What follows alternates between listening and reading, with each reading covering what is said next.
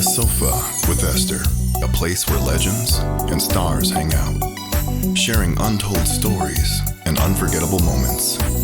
So get cozy and relax into inspiring conversations that you won't hear anywhere else.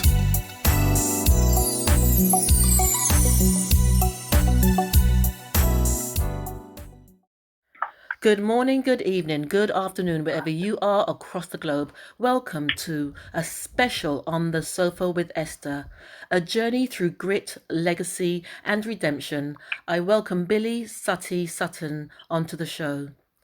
Today's guest Billy was born into a world shaped by shadows and survival.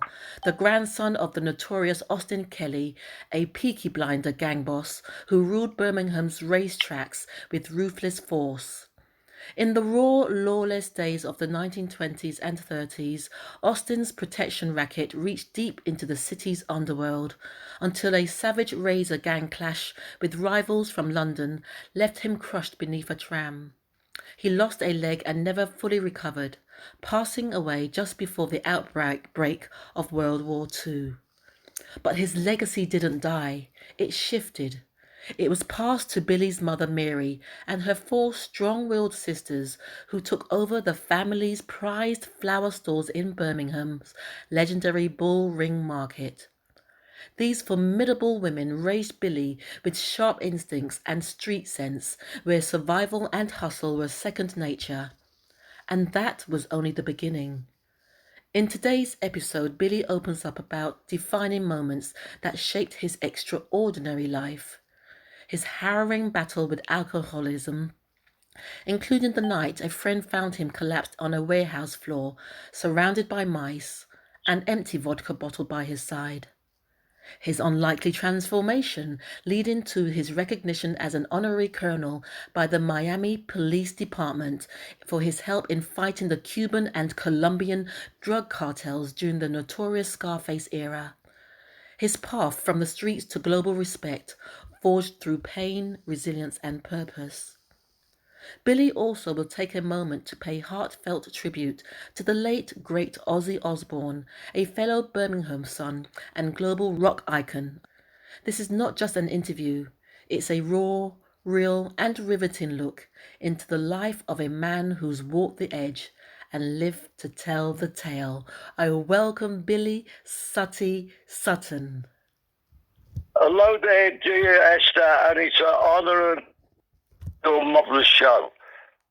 Brilliant, brilliant. And thank you for taking the time once again, Billy. Thank you. So what I want to do now, Billy, is to dive right into your story. You have a phenomenal story.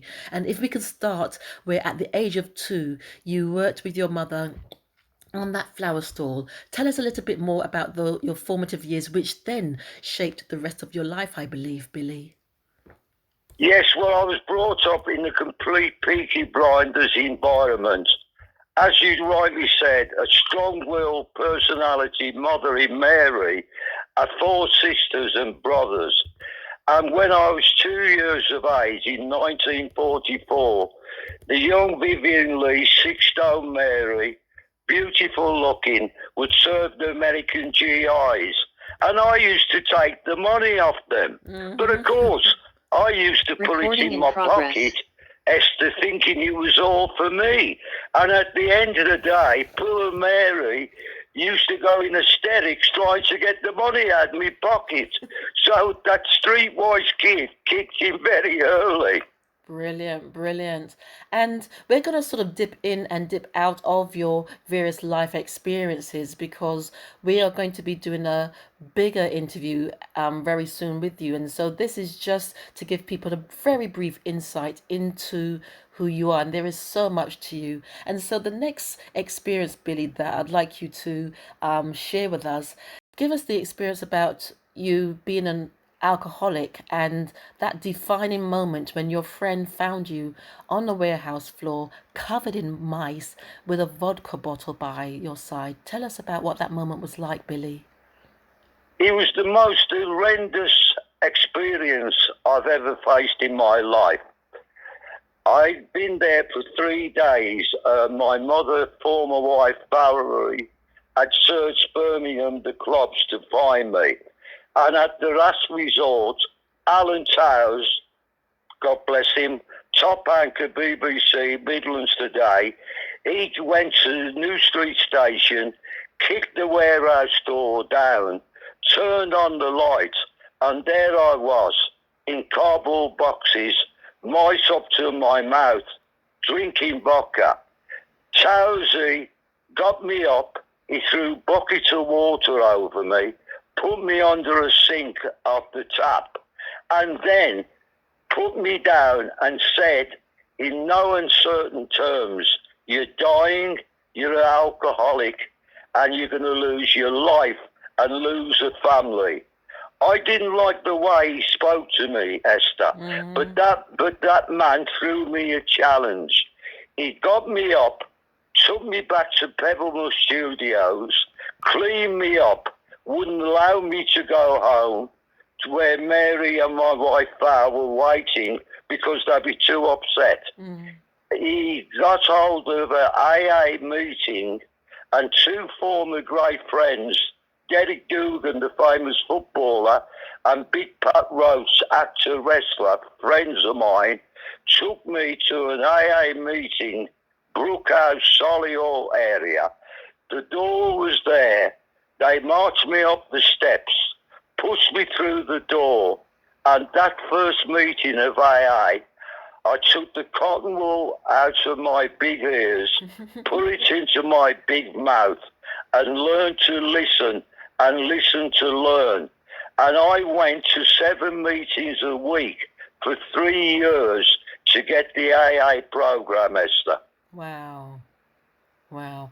And what was the reason you had turned to the bottle? I believe when we spoke previously, you said there was a period of time where you were a bit of a playboy. And so with that type of lifestyle, it's what led you to the drinking. Can you just elaborate a bit on that, Billy?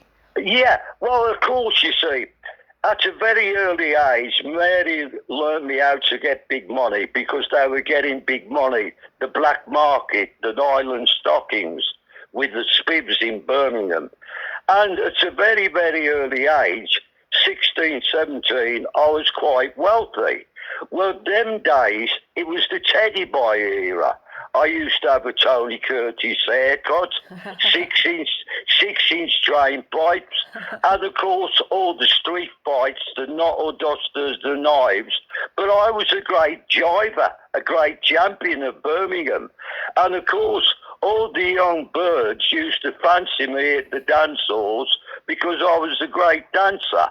But what happens, once the 60s come, bookmaking friends of mine, car dealers, we all had our hair cut short and had the Italian look. And for 10 years, 7 nights a week clubs, we were the playboys of the swinging 60s. And of course, I was earning big money. I'd be out every day and night. No responsibility to a young wife in Patty, God bless her soul, was my son's mother. She couldn't control me. And eventually, my personality changed. I'd be the Jetland-eyed. I'd be the character in the nightclubs doing the rock and roll with Ozzy's band, God bless him, Stevie Gibbons, the Moody Blues, Carl Wayne and the Move, and Jeff Lynne, all them great Birmingham bands. I used to perform doing Tell Me What I Say, Jerry Lee Lewis, but on stage without a pair of socks on. And that was the character. But when I went back home to see a wife and mother, my personality changed. That was the downward step. That's when alcoholism kicked in, Esther. And so then, how did you end up in America, Billy? Well, what had happened, my second wife, Val, and we're still the greatest of friends now, we met an American couple, Chuck and Ada Wolfenstein, from New Jersey, on the Greek islands of Corfu. And we went over the next year, and we stayed there with them. And of course, we got very close. In 1986, on 6 committees, chairman of Solihull, a major football club. I put thousands of pounds in. Val wasn't happy. I was spending too much time people pleasing and not pleasing in a family. And what happened, she sat me down and said, it's over. She respected me 5 years of recovering alcoholic. She thanked me for the past, but she said she couldn't tolerate me being out on all these committees, giving my life to other people and not spending it with her. So what I'd done, I was back at Mary's, my mother's, and I made a call to Chalk in New Jersey saying there was no point in coming over because Val and me had parted.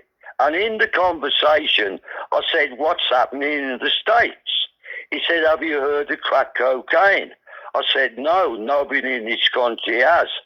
He said, well, the cartel are operating in Miami, shipping all the stuff, distributing it to all the cities in America, and it's dangerous. I said, that's the challenge, Chuck. He said, what are you talking about? I said, I need to get to Miami police, link up with them, get the information on crack and the black gang, the Yardies, bring that information back to my country in Europe to forewarn them. He said, are you mental? He said, Miami police are getting slain every day with the cartel. How can a streetwise recovering alcoholic survive in that? I said, no, Chuck, that's my mission, that's my vision, and that's what I'm going to do. Wow. And that's what you did. Yeah, but what happened, I met all the senior commanders of the West Midland Police. None of them knew what crack was. They endorsed a portfolio to Chief Dixon, the first black chief in America, who later became my blood brother, a wonderful man. And what happened, I flew into Miami. I stayed at the Fontainebleau, where I lived for nearly 10 years. I flew the Atlantic 58 times, 5 and 6 weeks at a time with the Miami police and the kids. Come back to England, and with the riots in 85, the Westmoreland police lost control. They brought me in as a negotiator, as a streetwise Henry Kissinger, to go in the ghettos, get the respect. I set up a program called Little League Football for Asian, black and white kids. Know them and us. I blended the 3 cultures in every team, building the friendship up as the next generation. It was unique. It was the vision I had. And in 11 years, Esther, I had 21 leagues at every inner city in Birmingham. Thousands of people involved, mothers, grandmothers, being coaches, being managers. It was a lot of responsibility, but it was one of the greatest things I ever achieved in my life. Fantastic. Fantastic. And your stories got me literally sitting on the edge of my seat, because this is literally just the tip of the iceberg with all that you're sharing. And so we're going to dip into another significant moment in your life, Billy, the time when you was it gangsters, is it the Cuban cartel? The Cuban cartel. Yes. What happened, Esther? You can appreciate CNN, Fox, NBC, even Australian film crews. It was unique. A streetwise Englishman, recovering alcoholic, with his own time and money, were running around with the elite Miami police force, saving kids' lives from drug dealers, putting my life on offer in Liberty City, African Park, the most dangerous black area in American history, even for black Miami streetwise cops. And I used to go in there, and I'd get surrounded by about 100 of the kids with guns and knives, and they give me a lot of verbal abuse. But I stood my ground. I faced up to them. and said, I've come 4,000 miles to put my arms around you kids because I care about you. And the kids respected me and they trusted me, thousands of them. And that was a wonderful thing for me to achieve over all the years. And in 88, Martin Luther King had a dream, Esther. Well, I had a dream. I brought 13 children from the ghettos of Miami, 7 Miami cops across the Atlantic Ocean to meet the kids of Little League in Birmingham for 2 weeks. Those children had never been out the areas of Miami. And to achieve that was unique in itself. Wow. I've got to stop saying wow. I've got to find another word other than wow. And so, because of the work that you did, tell us about the instance with the Cuban cartel and them threatening your life and you standing up to them, Billy. Yeah, well, what happened, Esther? You can appreciate I was very high profile with the media for many years. I was very strong-minded with my words and actions. Ricky Sanchez, who became one of my closest friends, him and Susan, his wife, was top anchor for Fox.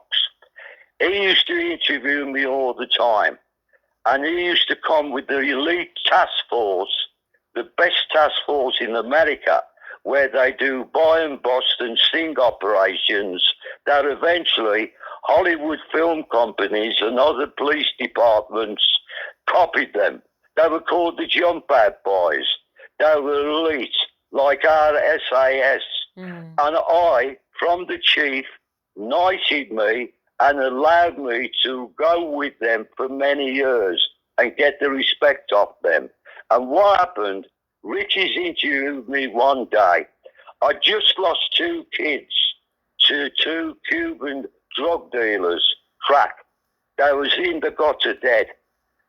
I never showed me emotions at that time, but when I got back to the Fontainebleau, I broke my heart and went to an AA meeting to get revitalised and stay.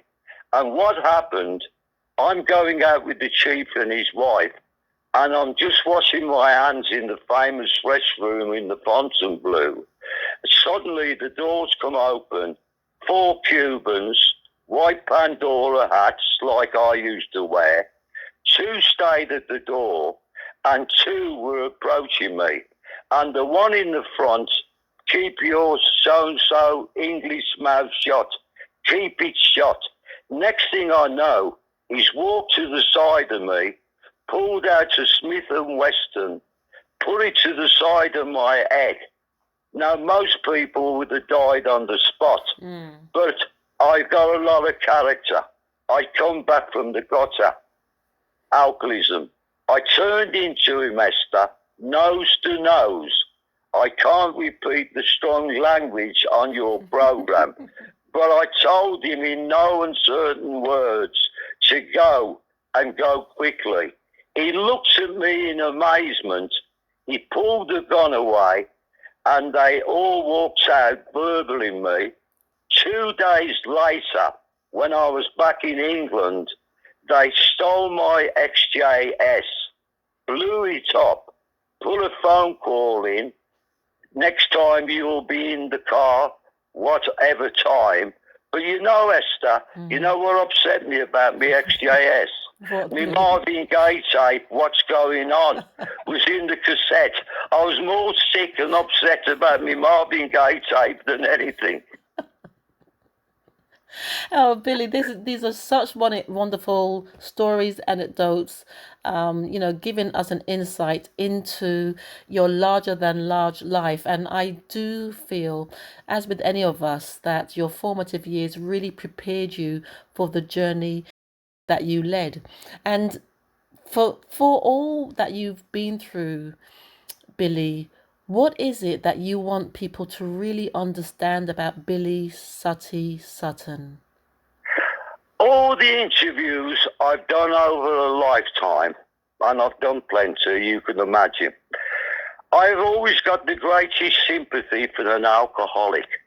But more importantly, I've always directed my voice to the suffering families who go through as much.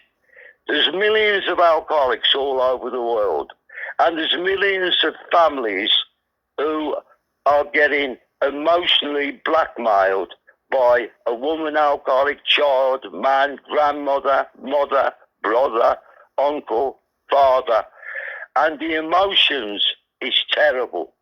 I want this book that Ted has now and I spent on for 2 years. What I want from the book, and having a dear friend in Deborah Hayter, top PR in Los Angeles, a legend, I hope that Deborah can get a deal for the book to go worldwide and give people hope and inspiration. And with friends like you, and also Sally and Errol, who are now got hold of the wonderful Legend Plays On by Billy Mack about my life. They reproducing it for it to go worldwide. But through the book, your wonderful show, and others, I want to give open inspiration. I'm 83. I live in Devon with my beautiful little Miami. Yes. Miami is a dog, by the way, everyone. Yeah, Miami is everything in my life. The days of glamorous women have gone. I've got fond memories, and I've got this life now. A dear friend of mine, Misha Paris, what a wonderful human being. Many years ago, Misha and I had dinner together, and I was telling her about the ballad. She said, Suttie, baby, if you stick around long enough, you'll come back into fashion. And I'd like to think at 83, through the book with Deborah, and she's got a lot on her plate at the moment, but I'm sure she'll find time for me. And Sally, and also Errol, and you, Esther, a beautiful human being. I just hope we have a bit of luck and give people hope and inspiration. I've had this remarkable life, and I'd like to think it won't be wasted. It could reach out to millions of people and give them hope and inspiration. Thank you. Finally, you mentioned about dear Ozzy Osbourne. Absolutely, yes. In 1964, I think he was about 16, he started in the meat market, and all the lads and Ozzy used to come and see Mary and me on the flower pitch, and we'd have a cup of tea. Well, of course, he's 6 years younger than me. I was the young playboy, and he loved the stories about my life, what I've been up to. And when he used to gig locally in the pubs in Birmingham with Tony Iommi and all the other great Birmingham bands, I used to go and support. He has been a credit to this country. He's been a credit to his city. He's been a credit to his family. And to think he is now gone. But you know something, Esther? He was a legend, and legends never die. Wow, that is a really great ending. And you paid homage to a great man, a great artist, a great person. And interestingly, before we really wind down, Billy, you said something in terms of wanting to get your message out, wanting to get your story out so that it can inspire, that your life is not wasted. But your life isn't wasted because your story is already out there through the lives that you've touched, through the people that you've saved, through the interactions with others. You know, sometimes we don't have to be doing to be seen as someone who is making change. We could just be silent sometimes. And so I would say that you are now at this pivotal point in your life where all the wonderful things that you've done and you've been acknowledged and recognized for, so it's definitely not wasted. But this is like the cherry on the cake. This is the cherry on the cake. Finally putting your whole life together in a story and presenting it to people and say, this is what I've been through. And look where I am now. I'm 83 and I'm alive to tell that story. That is incredibly powerful. So Billy, looking forward to talking to you more. Ladies and gentlemen, I hope you've had a wonderful, you've gained a wonderful insight. Just an May I insight. just say something, Esther? You may indeed, Billy. To all your many, many wonderful and caring listeners, I wish them all the success, happiness, inspiration, and protection, and stay safe. You're all special in this world, whatever creed, wherever you come from. And I'd like to say for me and little Miami, God bless you all. And God bless you, Esther. I'm honoured to be with such a wonderful person like you on this unique situation. Ditto as well. I feel very, very blessed and I will sleep well tonight. Yes, thank you. So, ladies and gentlemen, I've been talking to Billy Sutton and look forward to the a bigger interview that I will be doing with him at the end of August. All details will be out either on my website www.esteraustinglobal.biz and on my socials. So thank you very much. Thank you so much, Billy, for your time. It's been an honour and pleasure, Esther. You're a different class. Bless you. If you enjoyed this video, be sure to give it a thumbs up and subscribe for more content. Let me know your thoughts in the comments below, and don't forget to click the bell icon for notifications on future videos. Thank you for watching.